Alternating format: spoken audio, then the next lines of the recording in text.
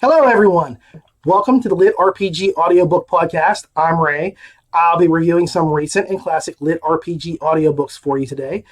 I'm going to begin with Countdown, Reality Benders, Series Book 1. The author is Michael Adamanov, and the translation is done by Andrew Schmidt. The narrator is Rudy Sanda, and the audiobook length is 12 hours and 29 minutes, and it does feel a little long. I can run through 24-hour books and still feel like it was fresh and going, but there were some draggy points to it. So it does feel like 12 hours. Fortunately, the storm gradually settled, and I wasn't even thrown overboard without a spacesuit. Uraz Tuksh had been screaming about just such a punishment, though. I was even morally prepared to respawn back at my capital base in shame. Over all the screams and commotion, none of the crew even noticed that I had saved the scan in my device's memory. However, my thoughtless action had netted me a highly detailed three-dimensional blueprint of an alien starship. When the captain calmed down and my roommates drifted off, I turned on my scanner and carefully acquainted myself with the saved file. It showed all the key sections of the Shiamiru-class ship along with its control systems and power sources, rooms, corridors, and technical components. Practically every rivet could be seen in my highly detailed 3D model. I had even detected a safe in the wall of the captain's chambers, which looked to contain just over 3 pounds of platinum and approximately the same quantity of iridium. Naturally, I didn't tell Uraz Tuksh and the other crew members about my discovery because I was afraid the gecko would demand I delete the valuable data. And, by the way, I was very surprised to see that the gecko didn't leave the game that bends reality to rest, seemingly ever. Now, when this book first hit the e-shelves on Amazon, I was really upset and jealous because I only listen to Audible. I don't really have a lot of time to read. I cannot spend time to read, and the few moments that I do have, I try to do reviews so that I can pay back the authors who have given me such joy in my life by listening to books. So I was really stoked when this hit Audible. It sounded like it was right up my alley, and it was going to be like this amazing LitRPG book. So I grabbed it, and I jumped in as soon as I had it, and I saw it all the way through it. I think I did it in about 14 hours with little breaks here and there, and I did that straight in one day. There are some really, really great things in this book. And there's some hiccups. The bumps, thankfully, don't leave bruises, but they are noticeable. The writing is decent, but if I hadn't been told this book had been translated, I'd have known it in about 10 minutes of listening. The writing is decent, but there are times when obviously wrong words are used in place of proper ones, such as the council anonymously decided. What? They didn't tell anybody what they decided? Rather than using the word unanimously decided. It's like that throughout the book. Little pieces here and there. Not a whole lot of them, but it really throws you out. This made it sound like Archie Bunker or Andy Sipowicz. And if you don't know who those are, go back and look up some pop culture references. I'm not going to explain it to you guys. They can't speak properly.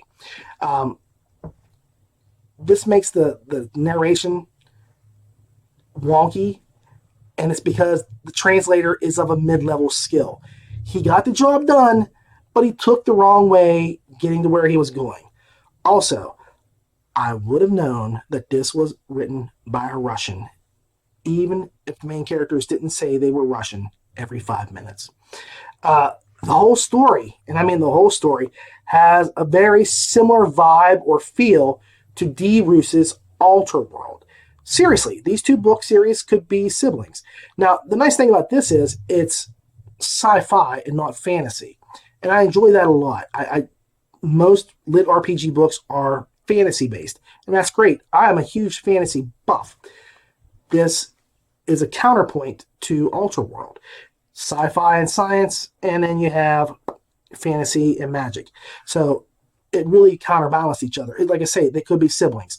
Same parents, just different attitudes.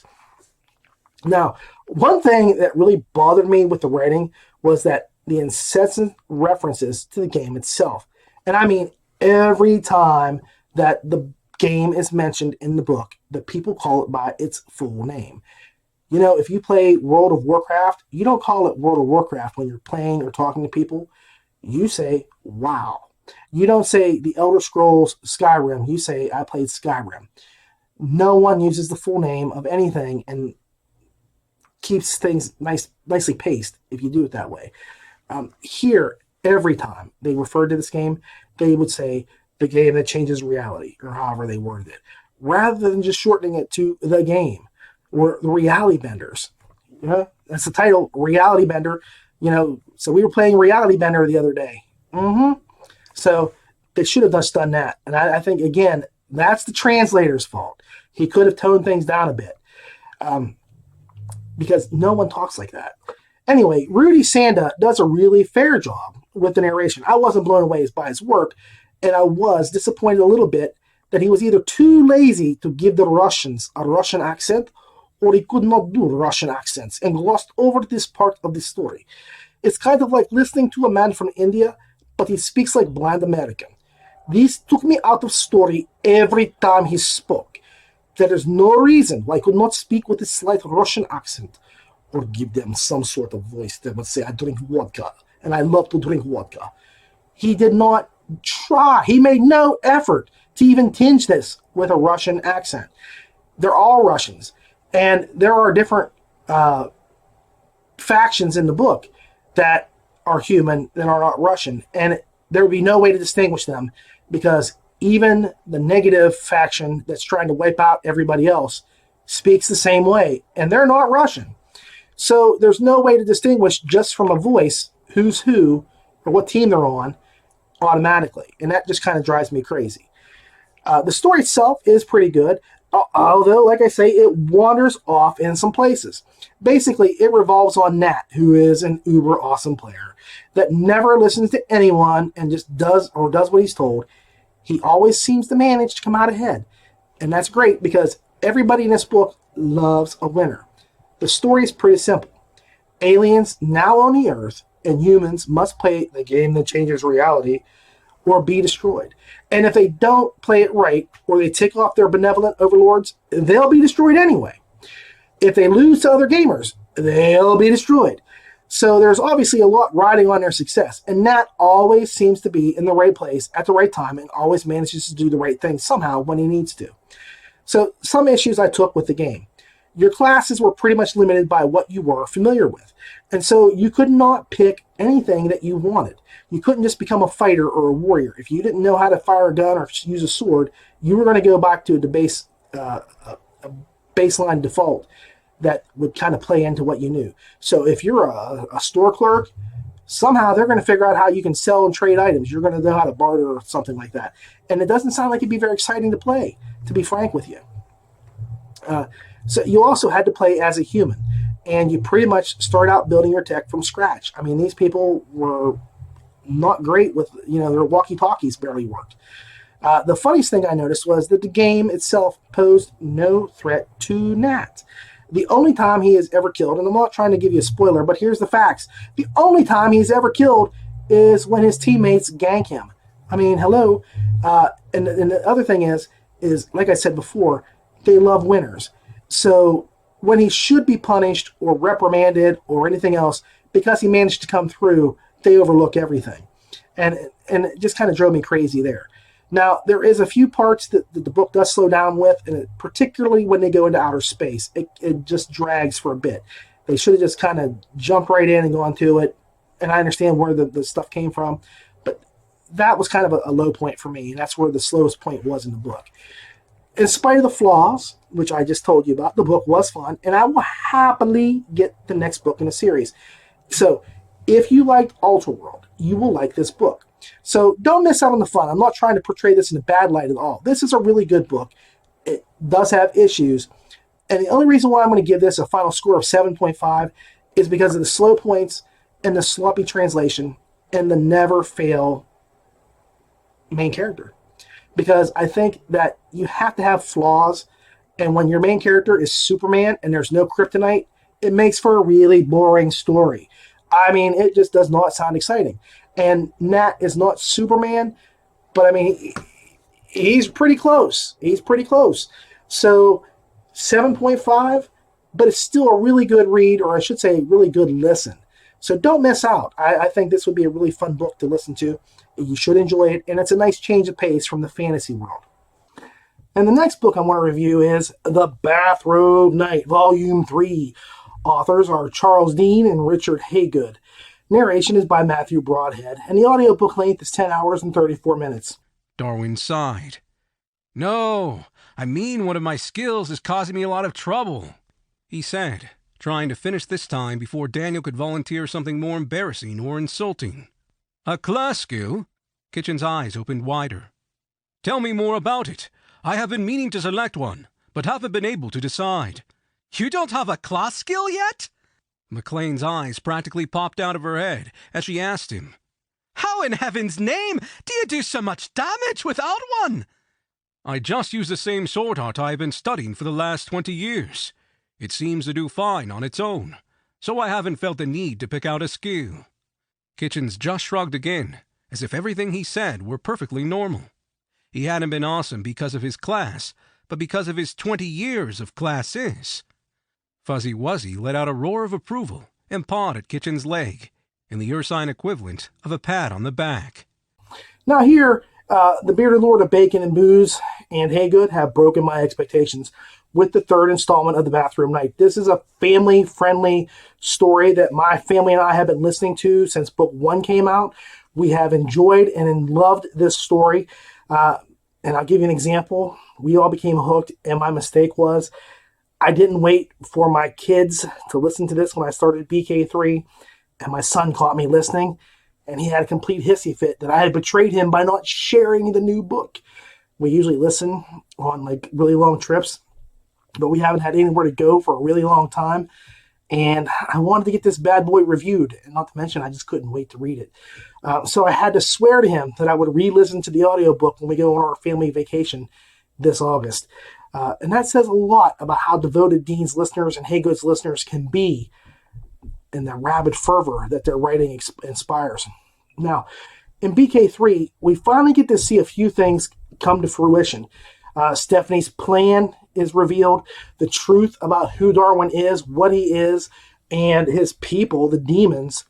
That's all thrown out there. You get to finally find out what all this is about. You get to understand Charles' big idea of what he expects Darwin to do. And Cass does fall into some seriously hard times. Kitchens gets upset that Big D might be looking up his precious Flowers dress. And several members of the cast undergo some dramatic changes that you really do not see coming. Dean and Haygood amp this story up. They also let you know how to slow cook it. They know how to make a big pig roast that is amazing. They slow cook this to perfection.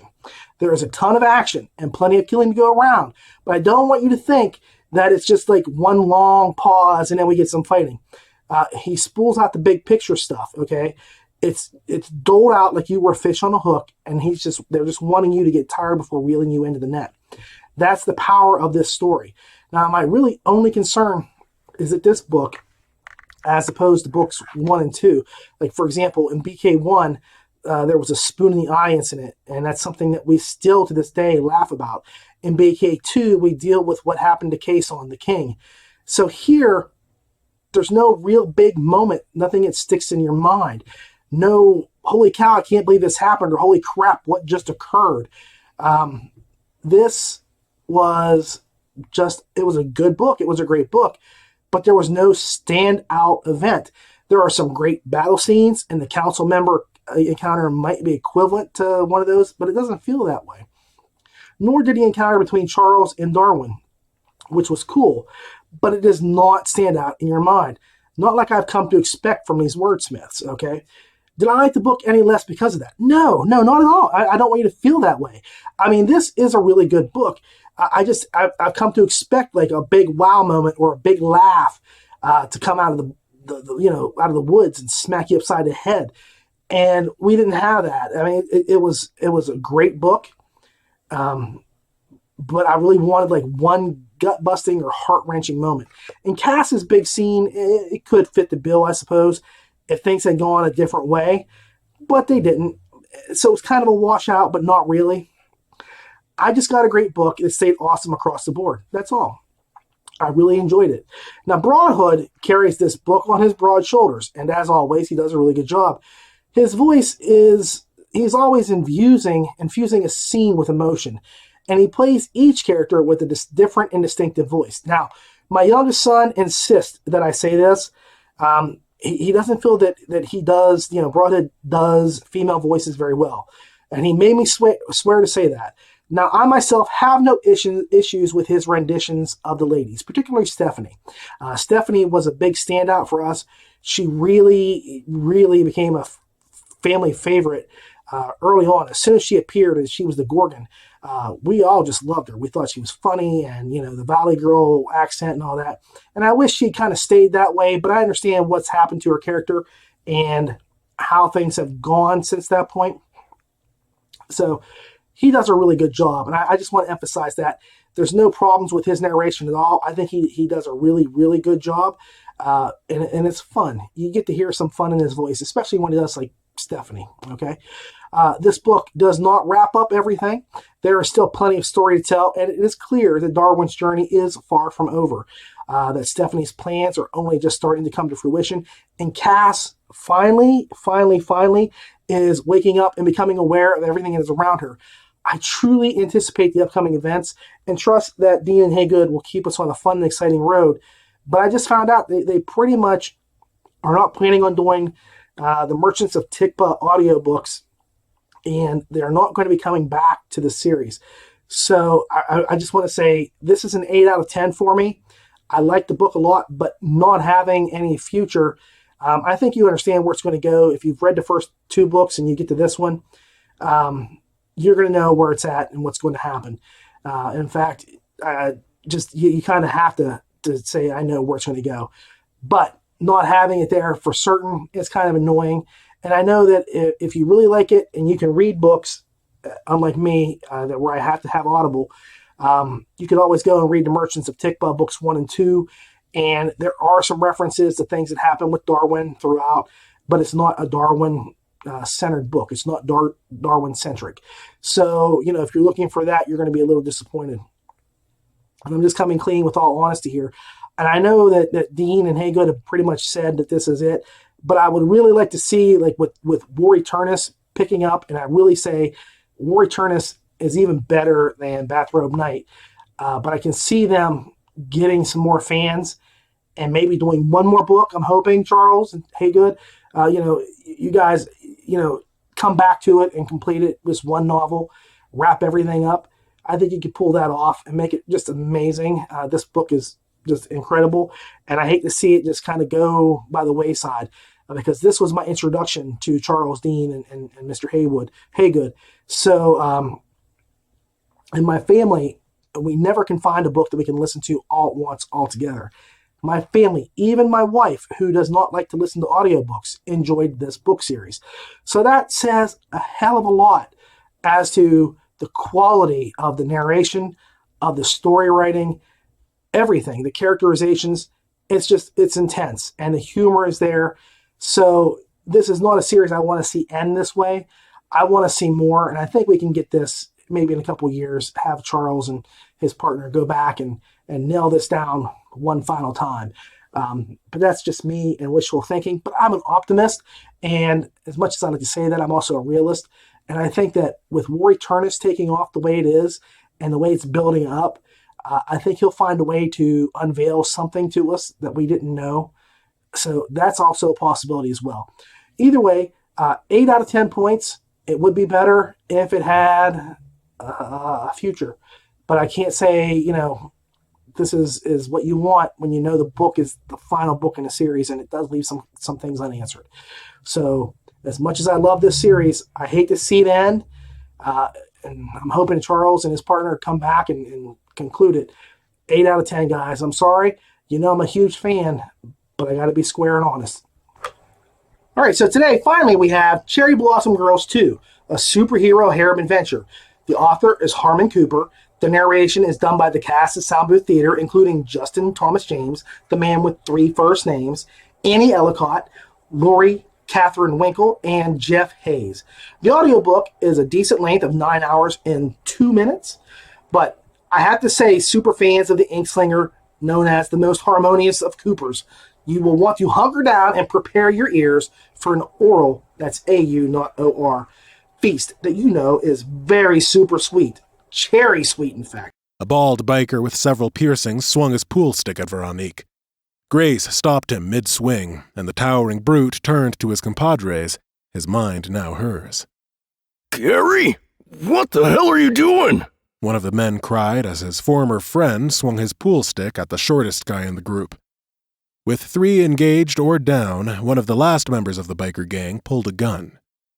I don't know what the hell you two are, but this ends now! Except it didn't. The tiny screws holding the gun together unraveled, and his weapon fell apart in his hands.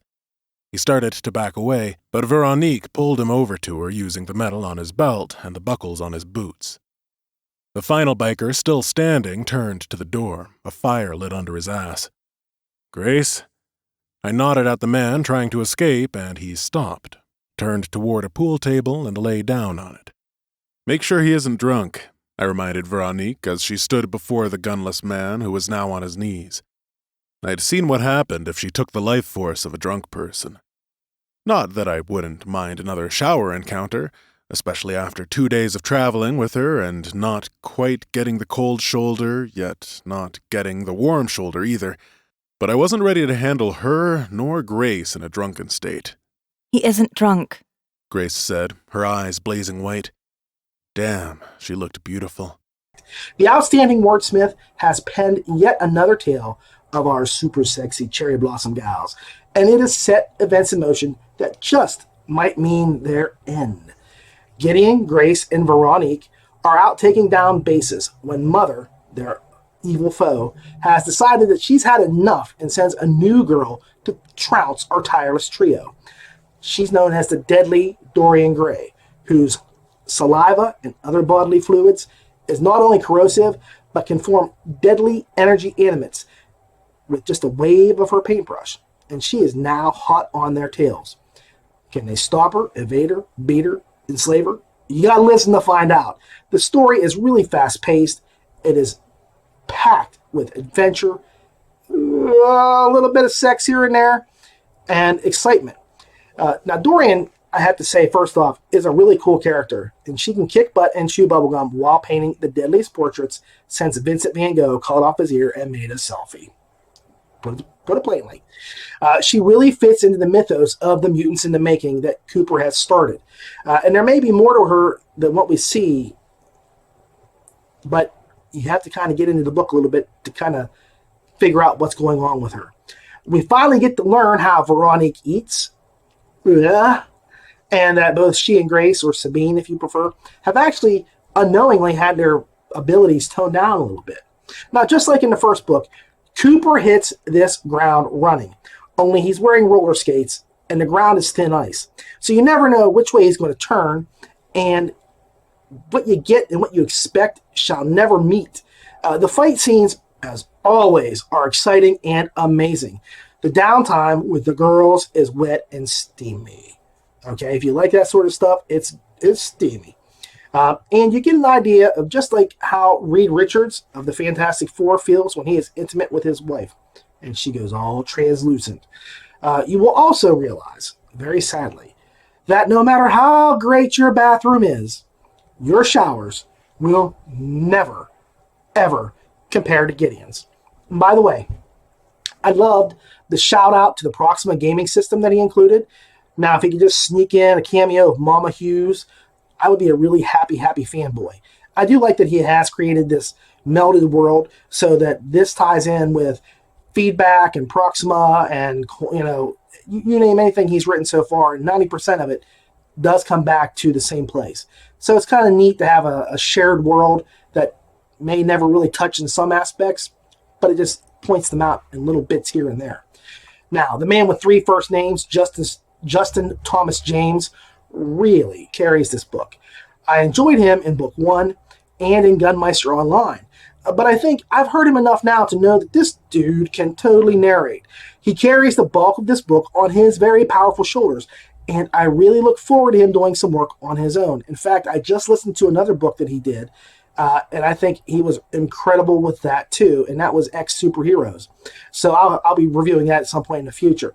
The rest of the Sound Booth Theater acts as the supporting cast, with the master of the vocal arts, forgive me, Dr. Strange, but Jeff Hayes is portraying the non-Gideon male characters, while Annie takes the roles of the Cherry Blossom Girls, and Lori Catherine Winkle is tackling the role of Dorian itself. I can't say enough about how good the sound quality is or the pure level of awesomeness that these narrators instill in their characters. But, and I'm going to say but, this is something that's really starting to feel like it's turning into an audio show or a radio play. And as much as I enjoy this, and I really do enjoy these books, I think I really prefer one or two narrators with my audiobooks. I mean, shoot, Jeff can play about 50 characters by himself, both male and female, without breaking a sweat. And Justin completely has the Ricola pipes to crank out some stunning syllables all by himself. Annie and Lori have established and proven track records of extreme impressiveness. Just listen to Annie, and I'm just saying go back to her first book and listen to what she did. Just, it'll blow you away. Now here, I think that this melding of all four of them, or even layering in more people, it blurs the lines of the voices. And one male character and one female narrator should really suffice. But that's just me. And I'll take whatever I can get from Sound Booth Theater, honestly, and I'll happily ask for more. But I'm not a big fan of the audio play unless it's an actual audio play. And I know Sound Booth Theater likes to include sound effects and a lot of other little audible tricks, which are really neat, and I enjoy them. But again, I'm going to just say I get a little overwhelmed sometimes. I just think one or two people, and to be frank with you, I really prefer my audiobooks to be read by one person.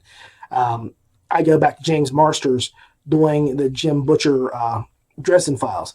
He does every voice in that book, and every voice in that book is different, and it's enjoyable. And so I know that one person can do this. And Sound Booth really goes out of their way to make this special, and I appreciate that, and I do understand it.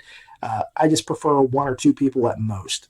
So I cannot wait until the next installment. Harmon Cooper, please keep it up. Bring these books out quickly. I know you're a fast writer, but I really need more. I need them back quickly. So I'm going to say my final score for this book is 8.5 out of 10. Thank you.